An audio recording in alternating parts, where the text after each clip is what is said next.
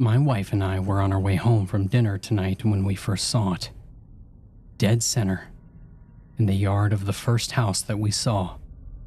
Among all the skeletons, scary giant spiders, and the lights, was a perfect replica of a dark brown coffin. My wife looked at me and said, "Damn, I wonder where they got that. It must have been expensive." She looked a little jealous. Typically, we are the house that goes all out on Halloween for decorations, but after a couple of bad years for work, and then the pandemic, we just haven't been able to refresh our hurting collection. Now, I guess some of it is also the post-pandemic malaise that we haven't quite gotten over yet. We slowly passed to admire the decorations and noticed that the house next to them had the same coffin decoration as well, even though they typically don't decorate. In fact, the coffin was the only decoration. No lights, no jack-o'-lanterns, no creepy dolls. Just a dark brown coffin in the center of the yard, almost invisible in the growing dark. As I was scowling at the creepy weirdness of just one decoration, I heard my wife gasp, "Oh my god, there's another one." I looked ahead on the other side of the road where she was pointing, and I just stopped the car. "Jesus fuck," I said. "It's all of them." Staring down the empty street ahead, and down the streets to the left and the right, we saw the same exact coffin in the exact center of every lawn. We turned to each other, and I'm sure my face mirrored her freaking the fuck out expression. I crept down the streets towards our home, seeing coffin after coffin. Our neighbors had begun to notice as we saw some were pointing out their windows at the apparently unexpected decoration. As we passed our next-door neighbors, we saw the couple in their yard, looking down at the coffin. His expression was one of fury, but she had her hand over her mouth as her shoulder shook with sobs. She had just beaten cancer. Their van, parked in front of the house, hit our lawn, but I knew what we were going to see before we passed it and pulled into our driveway. Seeing it, I could feel my heart race and the cold sweat trickling down my spine. Almost robotically, we grasped at each other's hands and walked up to the box. I gave it a little shove with my foot and it didn't budge. A harder kick, and nothing. This wasn't some cheapo thing from Spirit Halloween, oh no. It felt like the real deal. I held Carrie's hand tighter and scanned up and down the street. It was completely silent except for the quiet sobs from my neighbor. More were out looking at the coffins, some trying to open them, some trying to move them, all to no avail. "Let's go inside." The sudden suggestion from my wife made me jump and I felt a stab of ice in my heart. Normally, scaring each other was a cause for celebration, but this time... What kind of weird-ass joke is this? I'm looking at this damn thing from my living room window and I have no idea what to do. I slept like shit last night. I don't know if this is real or a dream I had. I'm prone to nightmares. But I got up in the middle of the night and went out to our front window to take another look at the fucking thing. I looked through the break in the curtains and there it was, eerily reflecting the white blue of our porch light. My mind blank. I stared and eventually noticed movement across the street. When I first saw it, my mind screamed, "Ghost," even though I don't believe in that shit. But after the initial scare, I realized it was just Sandy. Is that her name? Sandy, across the street, coming outside to look at the coffin. She was walking up to it slow, like she was scared it would rush her. She walked right up to it and bent down, easily lifting the lid. What the fuck? I finally was able to see her face and it was blank. Not scared or angry or not even curious, just nothing. My heart raced and I felt sick as I watched her get into the coffin, and as the lid closed, I must have passed out. I woke up in my bed a few moments later. I hurried over to the window to see our coffin still in the yard, and the lawn across the street was empty. I'm gonna go over there in the morning to see how they are. Jesus, I don't even think they know my name. So, a lot has happened since I last updated you. I'll start with yesterday morning. I'm typing this up during my lunch break. Quickly, here's what happened last night. I couldn't sleep, so I went to look out the front window again. Saw my neighbor across the street come out of the house in a daze and get in the coffin, and then I passed out. I woke up in my bed, and when I checked again, the coffin across the street was gone. I hurried to the bedroom and shook Carrie awake.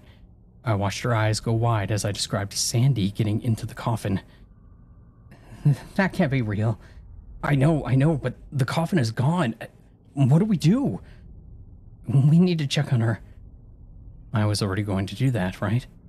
My brain wasn't working. We pulled on our clothes, went out, and started across the street. Carrie abruptly halted in the middle and put out her arms across my chest to block me. She pointed to the house down the side of the street to the left and the one to the right. Their lawns were also coffin-free. Everyone had one, right? She asked. Yeah, I think so. We continued to the door. I looked down to make sure that I wasn't stepping on any of Sandy's flowers. Mum's now, it's fall. However, I was confused to see that the garden was mostly dead. There were some empty plastic pots scattered around. Not nice ones, but the plain black container ones that the plants from the store come in. It looked like they'd been sitting there for months. What happened? This was a nicely maintained flower garden yesterday. I mean, wasn't it? Carrie was looking at it too. It wasn't like that yesterday, right? I looked at her and shook my head.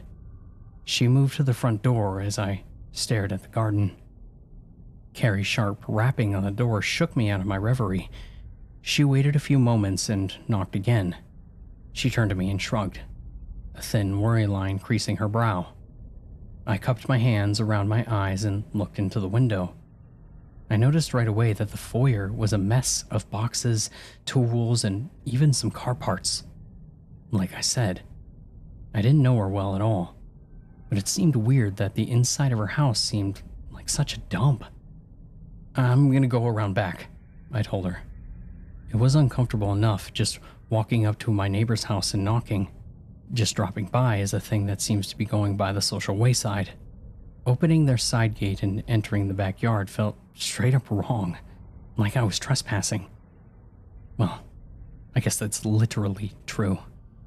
I had never seen them before, but the gardens in the back were also mostly dead and overgrown. There were tools and gardening implements laying around the yard, as well as a long, unused, and dilapidated doghouse. Attached to the doghouse was a frayed, dirty rope, and on the other end of the rope was a torn collar that may have once been red, but was now tattered and rusty brown. I noticed a name tag on the collar, but couldn't bring myself to read it. Leaving that, I navigated the patchy grass to look into the sliding glass door on the porch. Through a gap created by a single missing panel on the vertical blinds, I saw that the living room was completely coated in what looked like unwashed laundry. Jeans, socks, tighty-whities, and various tees and flannels. All looked like men's clothes. My imagination must have run away with me because one of the piles looked like there was someone under it. I took an involuntary step back as my breath caught me in the throat. No. It had to be just a normal pile of clothes, right? More than freaked out, I hurried back around the front, making sure to close the gate, and told Carrie what I saw. She said nothing but her eyes betrayed her fear. With no answer at the door, we started back home and saw the next-door neighbor staring at their coffin. Greg? I thought. His name is Greg. He noticed us looking and called to us. What kind of sick fuck would do this to us? The last thing Rebecca needs is to see this in our yard. She just went into remission. I'm sorry, man, I replied. We're shaken too, but I can't imagine what this is doing to her. Is she all right? Weirdly, he looked at our yard and seemed shook to see a coffin there. He took a long look up and down the street as if looking at it for the first time. Why don't they have one? He asked, pointing across the road. Or them. Or them. He pointed at each house that no longer had a coffin. I explained that each one did have one last night, but they disappeared overnight. His face went from anger to confusion. Oh, yeah, they did, right? He seemed to be genuinely asking us. Yeah, said Carrie, giving me a pointed look. I started to ask him if he had spoken to any of the other neighbors, but I could tell from his faraway expression that he was miles away. We may as well haven't have talked to him in the first place. He stared back down at the coffin, slowly shaking his head and rubbing the back of his neck over and over. Carrie pulled on my hand and led me past the coffin to our front door. Back at our home, Carrie and I talked about what to do. She wanted to call the police to do a wellness check, so I picked up my phone and dialed. They must have been getting a lot of calls because the line went right to voicemail. I left the reason for the call and my contact details. Carrie noticed my scowl as I hung up and sighed. We discussed whether we should call 911, but decided not to since we didn't know if there was actually an emergency to respond to. I did, however, call my ex-wife and left a message asking her not to send the kids over today. Better safe than sorry. Having nothing better to do, we just logged into work. Shit. Lunch is over and I haven't eaten. I guess I had more to tell you than I thought. It's now evening and I didn't get a chance to post the above update. That's because I have way more to add. Also, during yesterday evening, the husband across the street usually gets home around 7 p.m. on the dot. Today was no different. When I saw his truck pull up, I went out and I met him in his driveway. I probably should have asked Carrie his name before I went out. He saw me approaching and scratched at his gray and white beard. He looked like he had aged a decade in one night, and he didn't have many decades left in the first place. Hey man, I was talking to Greg over there earlier. What do you think about all this? I waved my hand up and down the street. It's some freaky shit, yeah.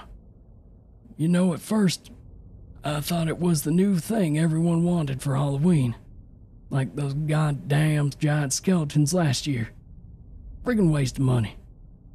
But a couple folk down the road said they didn't buy them. Just there, like they've always been. Not sure why I'm one of the ones who didn't get one. But you had one last night, I said, confused. At that point, I noticed Carrie watching from the front door. Nope. No, didn't have one last night. He shot me a bit of a side eye. Oh, I said, my mistake. And I paused for a moment. Does Sandy have any thoughts? He was getting impatient. Is that the lady 2 doors down? How the hell should I know what she thinks? Dread. I took a longer pause than he had patience for. No, Dan. Dave. He grimaced at me. No, Dave, your wife, Sandy. His eyes narrowed and he looked me up and down. What the fuck is wrong with you? Guy whose name I don't fucking know. You moved here years ago. Don't talk to me not one bit. Then don't even notice that I'm goddamn married? Tell me something, jackass. You ever seen a woman around my house? I'll be damned if I'm gonna say yes right now, I thought. No, of course not. I apologize, Dave. I must have confused you with someone else. I'll just go inside and leave you be. Yeah, he snarled. You have a good one. Then under his breath, he said, Idiot. I must have looked completely abashed when I went back inside because, despite everything, Carrie raised her eyebrows at me with a small smirk. So, it went well, she teased. All right. Was he happy to finally talk to you? All right. She got me smiling too. God, I love her. I told her everything that he said, making sure to remember every detail of him apparently not even having a wife. Seriously? What the fuck? Did you tell him what you saw last night? No, which is probably how I made it back here with an unbroken jaw. If you want to go over there and tell him how his wife that he never had got into a coffin that was never on his lawn and disappeared, then go for it. In fact, you should. I'm sure he'd be delighted to speak to you. Hey, she replied with epic sarcasm. How about you go fuck yourself instead? Fair enough. I actually laughed. One thing we've always been good at is one being able to carry the other when things are tough, and to keep each other in good spirits when things really got tough. We decided at dinner that we were going to stay up and watch the houses on our street. We wanted to see if we could catch anyone else getting into the coffins, and how they were taken away. I made coffee, and she boiled a pot of tea. Then we sat down and watched some TV to distract us while we waited. She leaned her head against my chest, and I put my arm around her. My next thought came piercing and curdled the blood in my veins. I'm gonna miss her. This morning. This had gone beyond weird and frightened to downright terrifying. We're getting the fuck out of here. Susan is gone, along with most of our neighbors, and we've seen the things that are taking the full coffins. Carrie is packing for us while I write this update. We waited up last night as planned. We got out a couple of chairs and even brought our little iron fire pit from the backyard to keep us warm. This is the same setup that we used for Halloween night to give out candy. We decided to walk around the block as it drew towards midnight, and we noticed that there were others watching. Some sat inside by their windows with the lights off, some on their front porches, and some even in their driveway like us. We even saw one old fake wood-paneled station wagon driving in slow circuit around the block. It looked like about 1 out of every 5 houses no longer had a coffin. That only took about 15 minutes, so we sat by the fire, drank our caffeine, and waited. Have any of you done any camping? Have you noticed how you can't get to staring into the campfire and just lose time? My dad used to call that dreaming the fire. I was so deep in the dreaming that I almost didn't even notice the sound of Susan and Greg's door unlatching. Carrie gave my shoulder a hard shake, bringing me back. She pointed and I saw Susan walking slowly and stiffly towards their coffin. For a moment, all I could do was stare, too frightened to get up. Susan! Carrie screamed, jolting me up out of my chair. She was already halfway into their yard before I was able to catch up. We got about 5 feet away from the coffin and all the energy was sapped out of my body. I felt too weak to do anything more than just stand. I heard a small whimper come from Carrie's throat. Or it may have been mine. I've passed out before, and this felt like the first few moments after regaining consciousness. A light sweat covered my body in a cold sheen, and my muscles all refused to do anything more than twitch. Somehow, I remained standing. I couldn't look away from Susan's slow march to the coffin. I heard Carrie try to yell for Greg, but it came out as a weak moan, like when someone is calling out in their sleep during a nightmare. I willed my eyes to roll towards the house and in the bay window. I saw the pale form of Greg, standing and watching his wife. I could see the orange light from our campfire flickering in the trails left by tears streaming down his blank face. Susan was at the coffin. She bent down and lifted the lid with ease. It unlocks for her when she was ready. Inside was a simple white silk lining with a matching pillow. Susan got in, lied down, closed the lid, and that was it. I felt some strength radiating back into my muscles, as did Carrie, because once again, she started moving first. She grabbed the lid of the coffin, sobbing as she tried to lift it up.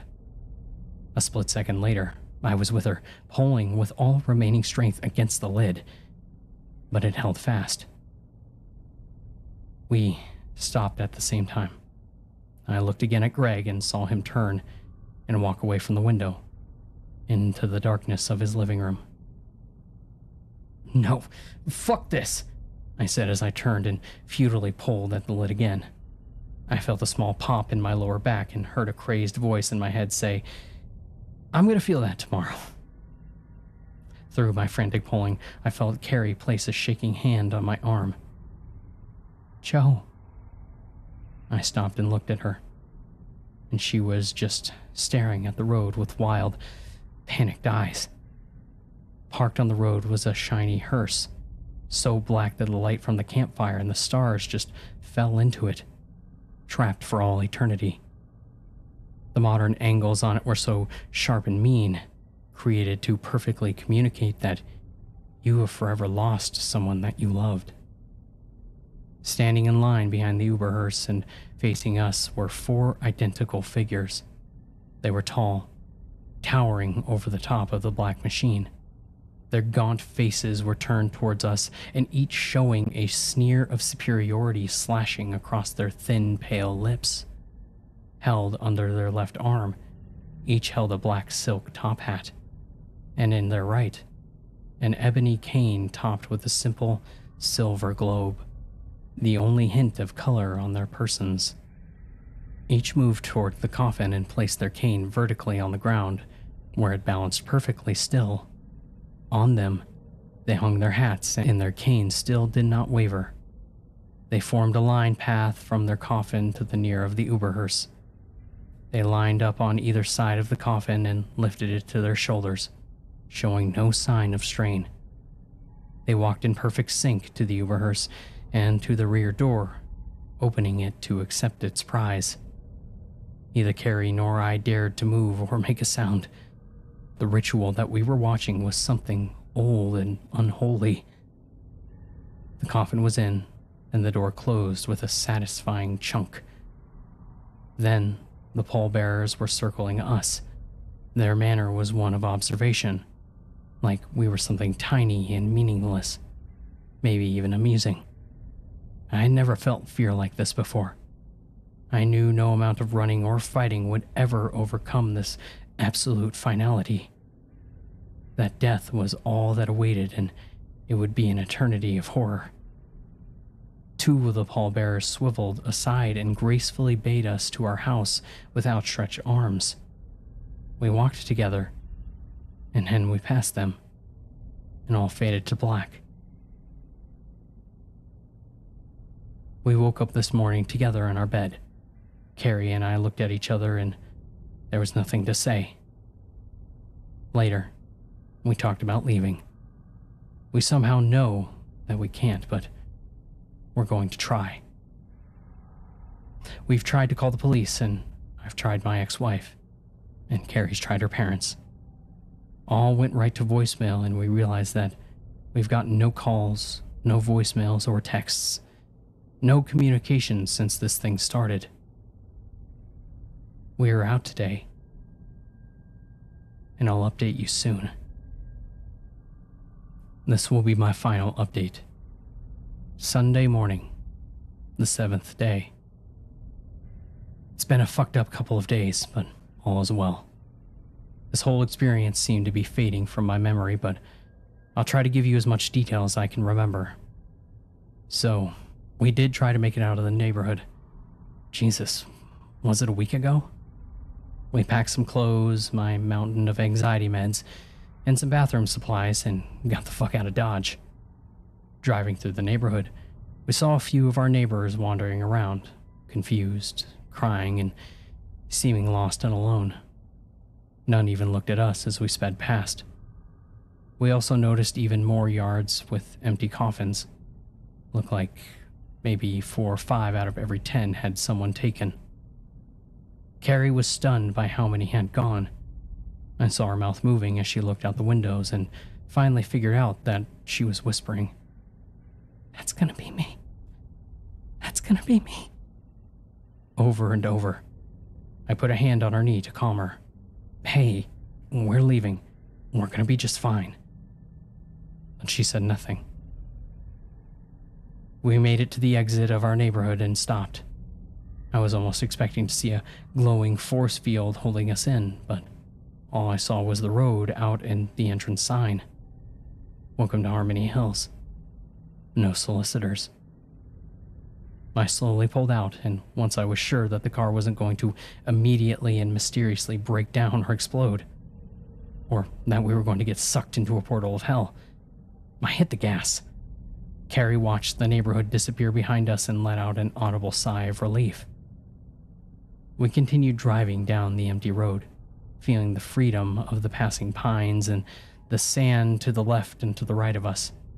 Despite the chill in the air, we opened the windows just to feel the wind, like a celebration of our escape.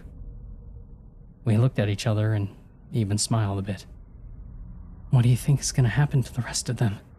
Carrie asked. "Hopefully, they'll do what we did and get the fuck out." "Yeah." The line of concern showed between her brows again. We drove for some time without seeing another car. Not unusual, considering our remote location, but I was eager to see some people just doing normal things, their faces unmarred by grief, panic, or despair.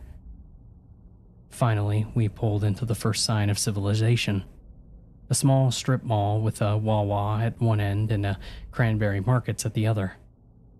I always wondered how one small strip could maintain two convenience stores. They'd managed to balance for about 5 years now, plenty of customers for both. Except today. The parking lot was empty, and the lights in all of the stores were dark. I felt a stab of panic and looked at Carrie. She was in full deer-in-the-headlights mode. I opened the car door and the snap of the latch made her jump. A small shriek escaped her lips. I stepped out of the car, sensing something was off. Above and beyond the lack of people, I walked up to the Cranberry Market storefront and peered in. Not only were no customers or clerks, there was nothing. No shelves, no counter. The coffee machines were gone, as was everything in the refrigerators. The floors were empty and a gleaming white in the sunlight that made it through the store windows. It was as if the store had just been built and was waiting to be supplied, clean and bare. A quick walk down the rest of the strip showed that every single storefront was the same sterile and desolate state. When I reached the Wawa at the end of the strip, I rattled the door to see if it was open, but it was locked tight. Listening to the echo of the metallic rattle of the door, it hit me what else was off. There were no sounds other than the whistle of the breeze through the trees. Normally, you'd hear mourning doves, chipmunks rustling in the leaves, and scattered oaks, even the rare bob-white quail off in the distance. But there was nothing. Not a single scrap of sound gave evidence of anything living around us. I hurried to the car and, once inside, pulled out of the parking lot. I told Carrie what I heard and saw, and she barely reacted. Hell, she just gave a small nod. "We are getting out of here," I assured. "We just need to get far enough away." 25 minutes later, we were driving through the closest town. Quaint little village with a typically lively main street and an inn which was restored from an old cranberry packing house. It was empty. Driving slowly past, we could see that each business and restaurant was in the same pristine yet abandoned state. Still, we were met with no cars on the road or people walking the sidewalks. The world had emptied and we were the last drops of life remaining. As soon as we realized that there was no one, I sped the car up and went for distance. We headed up through the coast through New York on highways empty of cars. I thought the sight of the city, silent and empty, was the eeriest part of the trip. Carrie was more freaked out by driving through the empty and dark Lincoln Tunnel. I could see her point. There were a few times where I thought I saw movement just outside the range of headlights. It still gives me the shivers, even sitting comfortably on my couch at home. The sun started to go down as we approached Hartford, so we decided to stop and look for food and a place to sleep.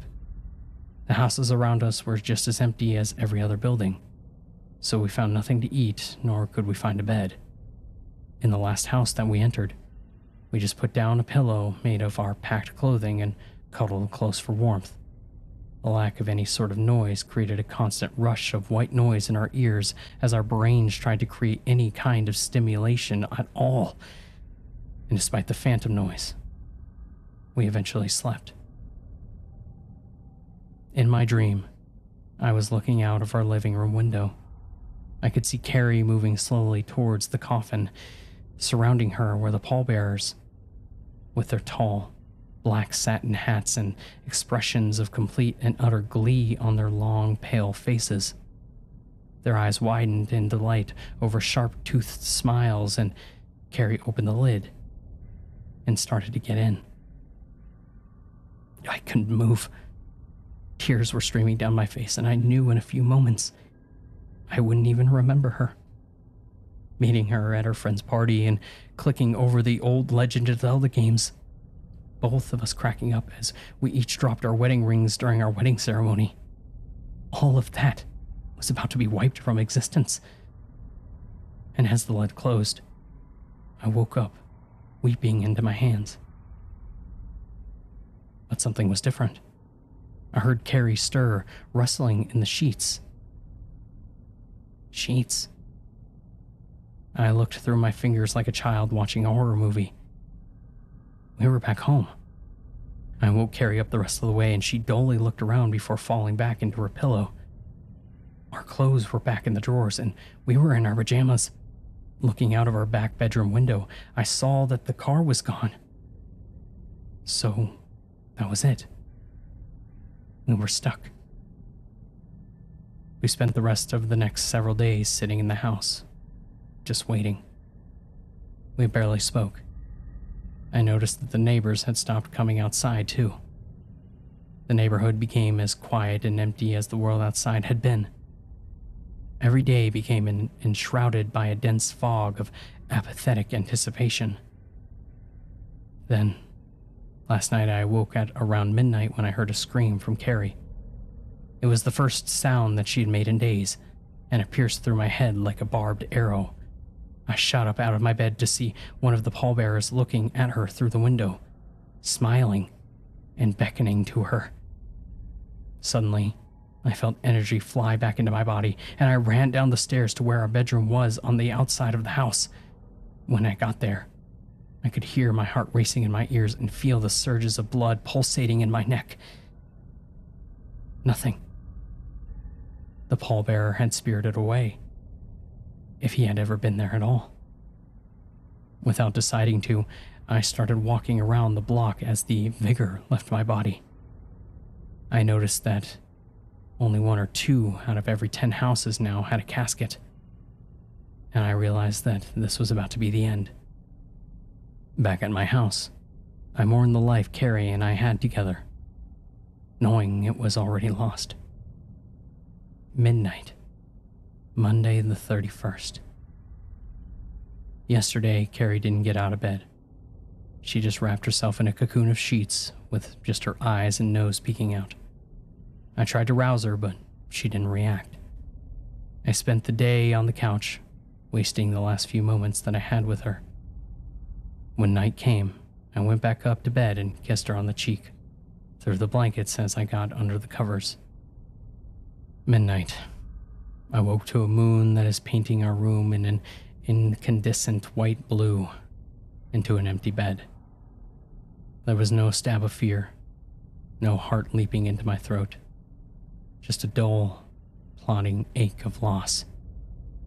Did I want to watch this happen? My legs carried me down the stairs, and I turned the corner to our living room. There was Carrie, watching out the window, tears streaming down her face. I don't think that she was able to move, but she was looking at me out of the corner of her eyes, her face expressionless.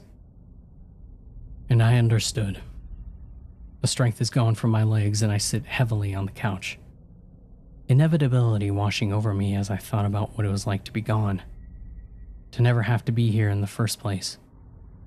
I mourn the loss of my life. I mourn my children who I hadn't seen in what felt like an eternity and were about to have never been born. I mourn the happy moments filled with love and laughter that were never about to never have happened. I mourn myself. A few more moments have passed while I write this, and I now hear slow tires crunching on the road, and my mind quiets and is still. It is time to go. I am ready.